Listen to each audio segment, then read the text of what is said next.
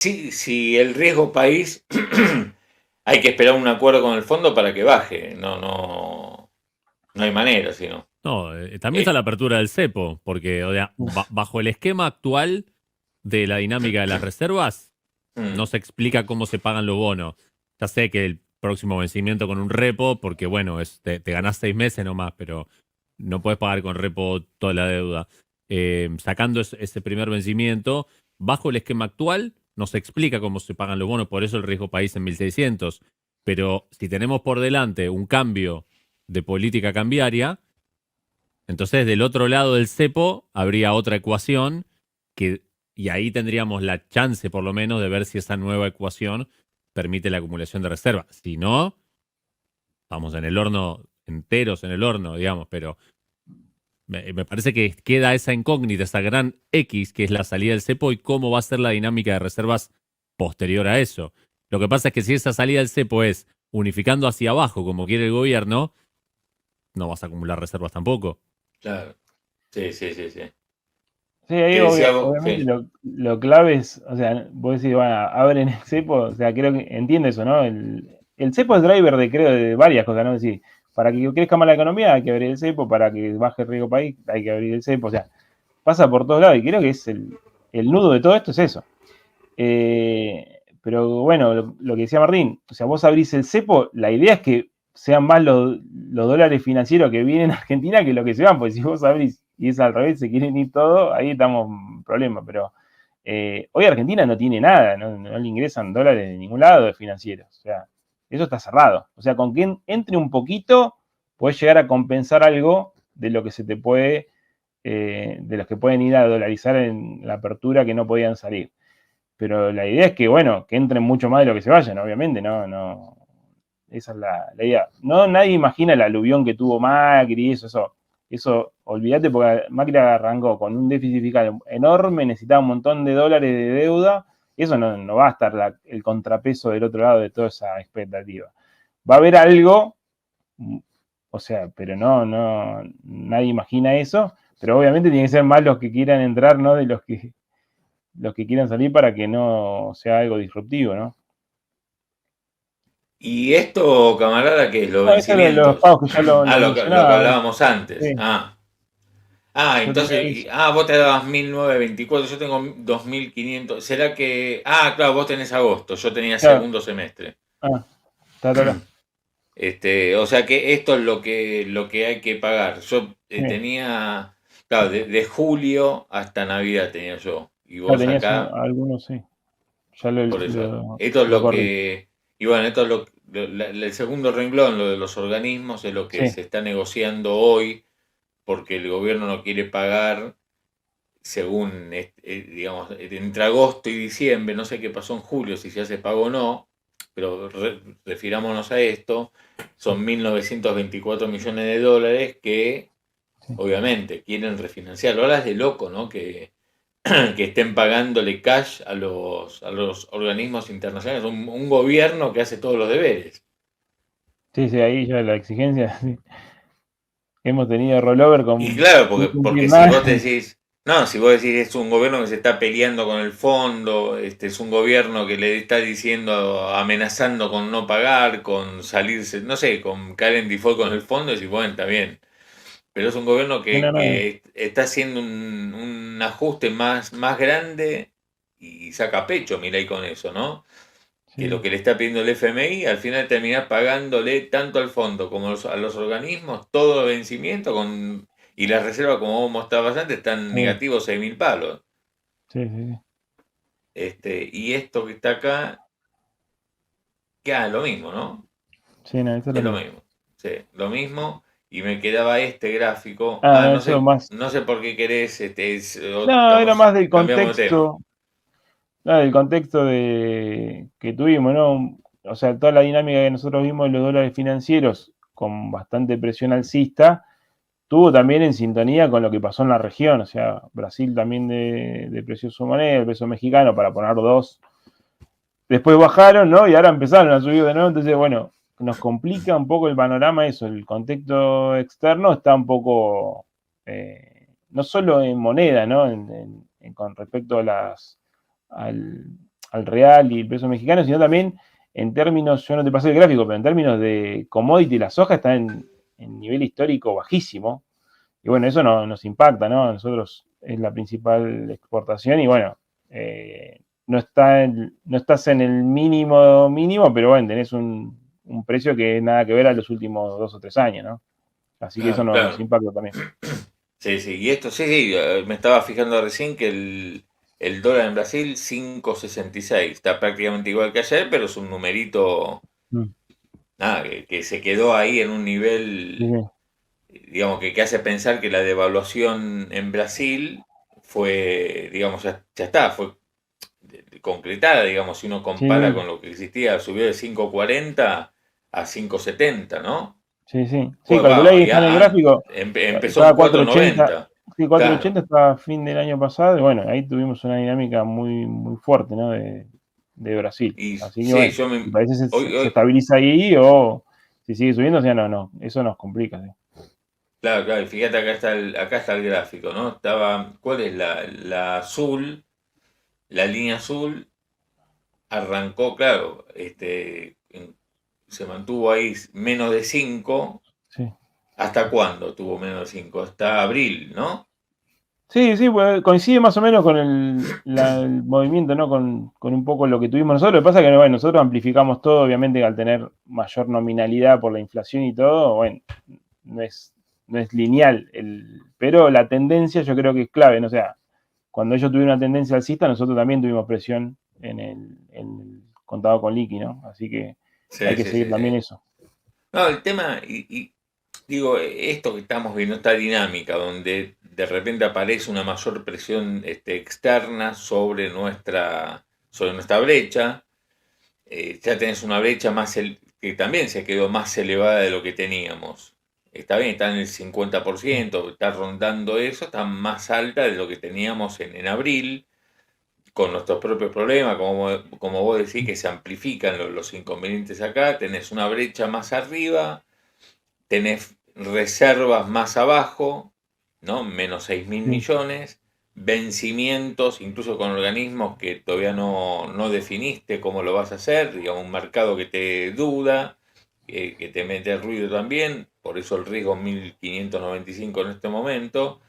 La pregunta que te hago, amiga, es la siguiente, con estas variables que te estoy comentando, ¿es creíble que cuando Caputo dice la inflación va a ir para abajo, Milei te estoy Se está perdiendo. cortando, Claudio, la Sí, señal.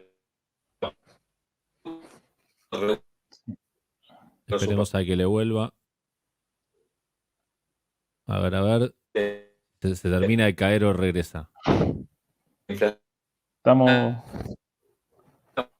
Está cortado.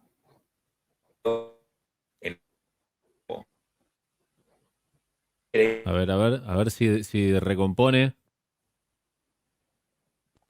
Y si no, se tiene que volver a conectar, capaz. Sí. Lo hackearon. Se cayó, se Lo cayó. estaba criticando a Caputo. Bueno, si era creíble, creo que me preguntaba si era creíble todo eso. En ese contexto. Yo creo que, bueno, que tiene que hacerlo de ver en el sentido, ¿no? Que le exige, creo, la demanda de lo que todos estamos marcando. La inconsistencia se ve más clara en el lado cambiario y en la acumulación de reservas. O sea, todo eso creo que es lo que está haciendo ruido.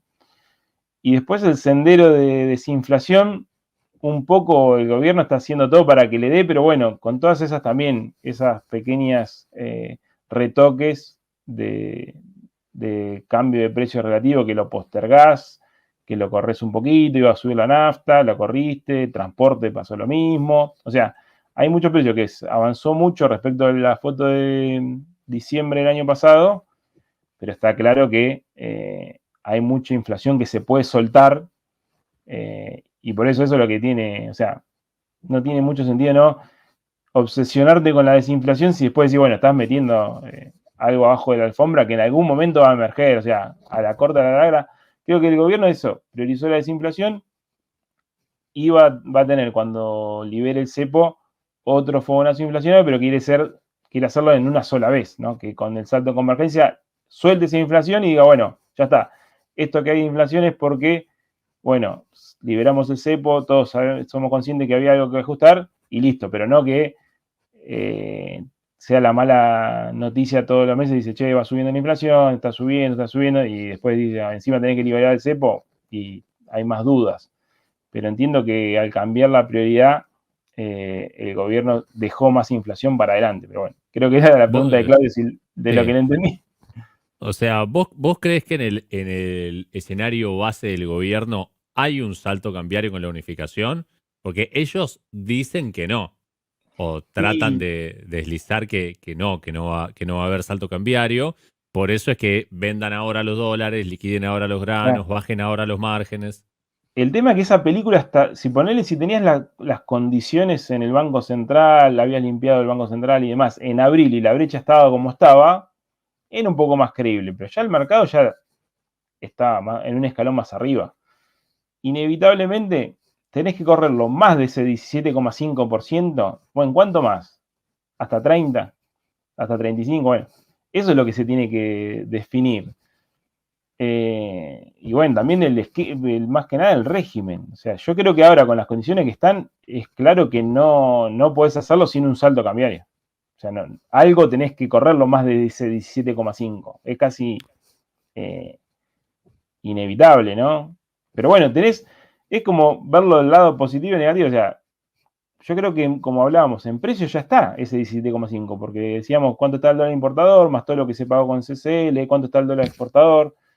Ese mix te da un poquito más cerca de 1100. Entonces, ese riesgo de pasaje a precio, yo creo que tiene que ser, está sobreestimado. Ahora, que lo que tenés que correr más es claro, porque no, creo que lo tenés que correr un poquito más. Che, ¿y qué precios regulados están influidos por el dólar oficial? Y bueno, todo lo que es tarifa, ¿no? Ahí. O sea, todo lo que no entra, porque Claudio me preguntaba más para alimentos y todo eso. Yo para alimentos le decía, bueno, la inflación es a núcleo, puede ser que esté más por el lado ese que estamos mirando. Dólar exportador, pero lo que son tarifas, hay que ver más que nada, bueno, la letra chica, pero creo que sí, a ese sí le afecta si pasa el de 900 ¿cómo es? A un salto que yo, 20%, 30%, ahí sí vas a tener más inflación que tenés que soltar. Pero en lo que es la canasta básica, creo que va por el otro mix, ¿no? El mix exportador y importador. Pero bueno, y una pregunta, ¿cómo haces con la dinámica de la retroalimentación? Pensémoslo en un ejercicio teórico, o sea, tenés un atraso cambiario, entonces actualizás el tipo de cambio, entonces te suben las tarifas, entonces viene la inflación, te vuelve a atrasar el tipo de cambio, entonces volvés a evaluar, te vuelven a subir las tarifas. ¿Cómo cortas ese círculo vicioso, ¿no? Del atraso cambiario y las tarifas. Por eso yo te decía que quieren hacer o sea, creo que en lo óptimo de gobierno es el último salto cambiario. Porque vos decís, después no hay más cepo. Si te vas a flotar, el tipo de cambio va a empezar a oscilar. Puede ser para arriba o para abajo. O sea que las tarifas pueden subir y bajar todo el tiempo según la oscilación del tipo de cambio. En realidad vos podés, si lo liberás, bueno, hay que ver dónde se acomoda. Pero el tema es que creo que el gobierno tiene la intención de ir a algo más rígido. Decir, bueno, 1250, tac. Y queda ahí. Entonces, tenés que darle ese ajuste y después no hay devaluación futura, porque ya la expectativa de evaluación se tendría que derrumbar. Sí, pero solo si los precios relativos están alineados, ¿no? O sea, si no hay... Bueno, hay algunos precios que obviamente ponen el salario. El salario creo que si vos lo haces ahora tiene que seguir teniendo algo de impacto en la inflación. Pero bueno, creo que a donde vamos tendría que haber, o sea, obviamente no vas a ir a cero de inflación de una, pero vas a ir largando esa inflación, pero va a ser mucho menos de lo que estamos acostumbrados, ¿no? Estamos hablando venimos de 200% a ir a algo mucho más abajo. Obviamente no vas a llegar a la inflación de los países desarrollados en 6 meses. O sea, yo creo que va a ser un poco más gradual eso. Pero bueno, eso también depende a qué régimen vas. Por eso, bueno, Milei cuando hablaba de la dolarización decía, bueno, pero esto converge rapidísimo. Bueno, de hecho esos países dolarizados y todo tienen algo de inflación.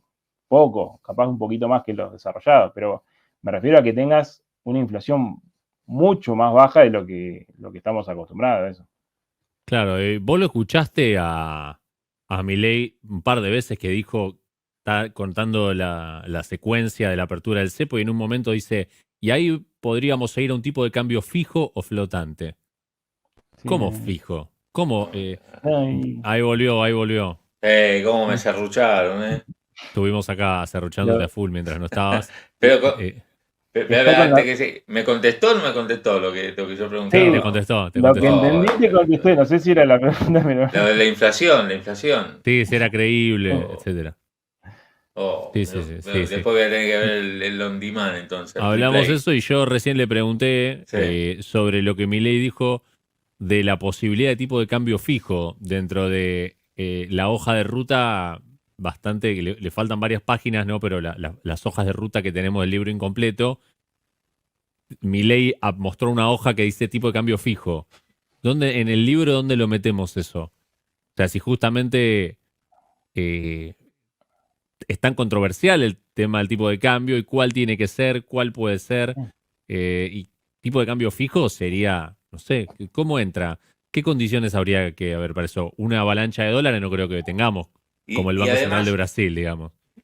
claro, y además yo le quiero sumar a esta pregunta, está bárbaro lo que preguntaba, porque ¿cómo haces para, sin reservas o con reservas de lo que te pueda dar el fondo, para bancar un tipo de cambio fijo? ¿Qué Sí, haces? no. Porque no es una convertibilidad, o no sería. A ver, dale, Sí. meter a ver con tu respuesta. No, es muy o sea, yo creo que, bueno, vos decís, antes de decir vamos a levantar el cepo, decir, ¿para qué levantar el cepo? ¿Para qué régimen? Creo que eso tiene que estar más claro antes que decir, vamos a levantar el cepo. Y el gobierno no es tan explícito, bueno. Por eso decía, en algún momento habló de tipo de cambio fijo, de la dolarización endógena y del flexible. Entonces, es como que sí, te da todas las opciones, entonces no, ¿a dónde quieren ir? Bueno, si vos me decís, bueno, tipo de cambio fijo, obviamente el mix entre dólares que necesitas y, o sea, podés tener un precio más bajo, o sea, que el salto de la última evaluación no sea tan alto, pero necesitas más dólares. Es obvio. O sea, en vez de decir, vas a un esquema más flexible, necesitas menos dólares, pero bueno, tenés que aguantarte la volatilidad y capaz que tenés que usar más la tasa de interés. Pero bueno, el nivel de tipo de cambio, obviamente que como está el gobierno, vos decís, bueno, quiere salir sin devaluar casi nada, o sea, que sea ese 17,5 y nada más, lo veo muy bajo para decir, bueno, ¿cuántos dólares te puede consumir eso o van a entrar dólares a esa economía? Dólares financieros, como decíamos, bueno, aunque Claro, tengas desequilibrado el lado, que la balanza te dé positiva en una parte y, no sé, los servicios te den negativo y compensás con algo de dólares financieros. Como que no veo ese nivel tan bajo, o sea, arrancar desde tan bajo. pero En sí la un dólar, ponerle un dólar de, qué sé yo, de 1.300. Esto que estamos viendo de lo que vale un contado con liqui, un Bueno, eso dólar. tiene un Sí, poquito más de color, capaz. Pero bueno, siempre y cuando es a qué esquema va, ¿no? claro. Porque obviamente nosotros tuvimos la experiencia, no sé, de la salida de convertibilidad, tuviste un tipo de cambio altísimo y lo fuiste apreciando lentamente, con, bueno, contexto a favor, o sea, muchas cuestiones, sin pagar la deuda en un momento, bueno, también tenías ese beneficio por ese lado, que no te consumías tanto dólares, pero en sí vos tenés que ir a un esquema que también tenga su sustentabilidad, ¿no? Para que dure 2 años y ya después eso no empieza a hacer agua por todos lados. Y bueno, Claro, sabemos que claro. también los problemas de tipo de cambio fijo, ya lo vimos en la convertibilidad, era bueno, cómo impacta un shock externo a ese esquema, o sea, cuando viene un shock, no sé, como ahora de Brasil, cómo amortiguas eso si no tenés la política para mover el tipo de cambio, amortiguar ese shock. ¿Qué haces también? Bueno, si es una pseudo convertibilidad, ya nos pasó también con el tema del crédito, el multiplicador de los argendólares, bueno, ahí hay varias preguntas, ¿no? Pero bueno, Mm, Argentina probó todo, pero claro, bueno, claro. en algunas cosas la convertibilidad duró 10 años, o sea, se estiró bastante, otros programas encontraron se fueron de patas cortas, ¿no? Y no duraron nada, otros no lograron estabilizar y fracasaron. Sí, Pero entiendo que antes de definir si querés salir de cepo o no, tenés que decir a dónde querés ir. Y más si tenés que tener apoyo externo, vos tenés que blanquear eso. Creo que eso es lo que estaba también en duda con el FMI, ¿no? Es decir, yo quiero ir a un tipo de cambio flexible o fijo, no es lo mismo que decir, vamos a Mar del Plata o voy a Córdoba, no tiene que ver.